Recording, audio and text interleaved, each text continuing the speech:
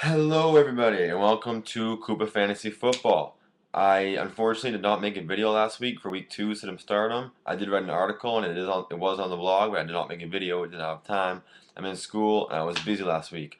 Fortunately, I'm kind of getting settled in my program right now and in my courses, so I have a bit more time on my hands. So I am gonna make this like a rule for myself right now that every week that I make a Sit 'em Stardom, I will post a video on YouTube immediately once I make it, and I will also review my Sim Stardoms once the football week is over and make a video talking about what happened with my Sim Stardom so we can try to keep track of whether or not my picks are good, terrible, or somewhere in the middle. So here it is, Sim Stardom week 3 for this 2011 NFL football season. My first stardom for the week is Cam Newton. This one's pretty much a no-brainer. If you haven't seen what Cam Newton's done in his first 2 games, then I don't know what the heck you've been doing. He's had back-to-back 400-yard performances as a rookie, and he now has luxury of playing Jacksonville, who got destroyed by the Jets last week. They have a terrible secondary.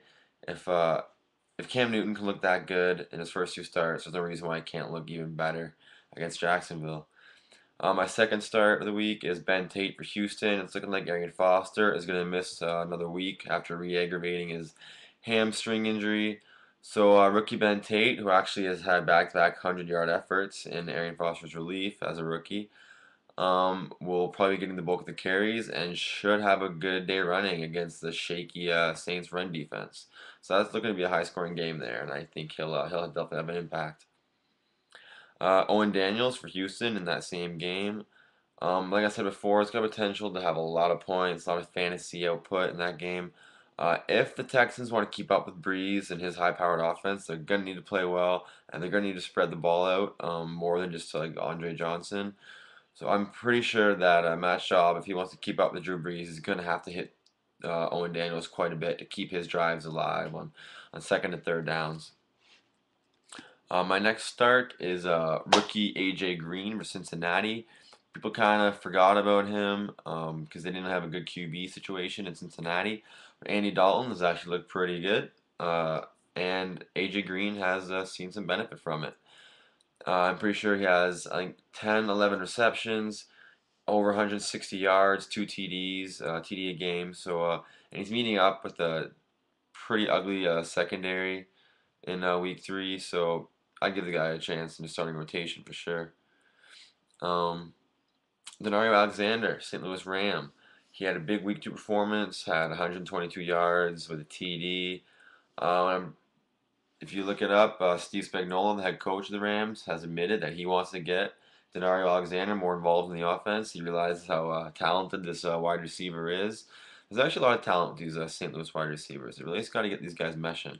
But it looks like Denario Alexander is going to see an increased workload in Week 3 against Baltimore, whose weakness defensively is their secondary.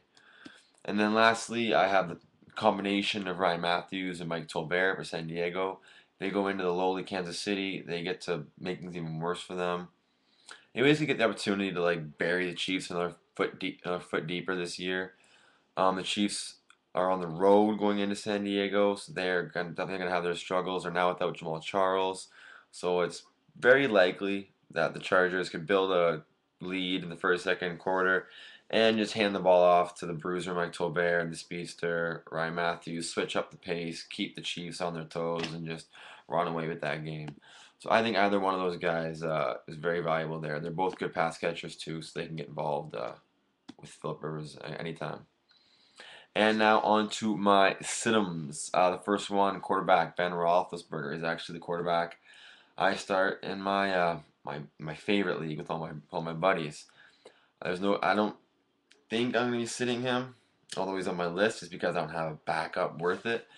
They go in to Indianapolis, so like he does have potential for a couple of quick scores early on, maybe some short scores, but it's really chances are it's gonna be Rashard Mendenhall running all over the place, and then the defense giving them a short field probably all the time. So I don't know if Ben Roethlisberger is the best bet this week. I'm just saying he's probably safe, very very low upside. He's not gonna be throwing a bunch of TDs, I don't think. Pierre Garcon in that game. I could put Reggie Wayne here. He's one of my dud studs. I really don't like Indianapolis wide receivers going into Pittsburgh this week with Kerry Collins bruised up and sore. It's just ugly.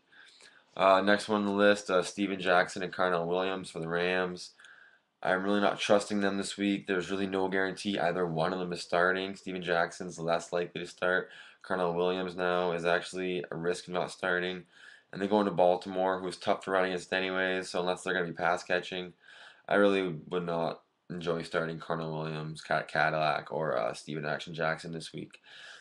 Now on to two more wide receivers. I have Dwayne Bowe and Devon Best. Now Dwayne Bowe, he's no stranger to this list already this year, though it's only week 3. I love the guy. I think Dwayne Bowe's got immense talent. I want to see the guy excel, but with the struggles the Chiefs have gone through already, and now they've lost Jamal Charles, he's going to be seeing a lot of double coverages. It's going to be even harder on Matt Castle to get the ball to him. I just am not liking Dwayne Bowe this week, especially going into rival San Diego Chargers, where they usually are pretty stiff on Bowe anyways. Lastly, Devon Best, Miami Dolphin, one of the best route runners in the league, if you ask me. The guy's like kind of a Wes Welker. But they're going into the Cleveland Browns. The Browns are actually pretty dang stiff against wide receivers. So I think Brandon Marshall could have a good game, but Devon Best will definitely struggle off the side. So the main thing here is that the Miami will probably be running the ball a lot more against Cleveland because they're a running game. The Miami running game, though maybe not its strong point, it's definitely Cleveland's weak point. So they're going to want to have Daniel Thomas and Reggie Bush pounding the ball all day and using Chad Henne as little as possible. And this is coming from a Dolphins fan. That's what I'd like to see. As somewhat good as Henne has looked this year, I still don't trust the guy fully.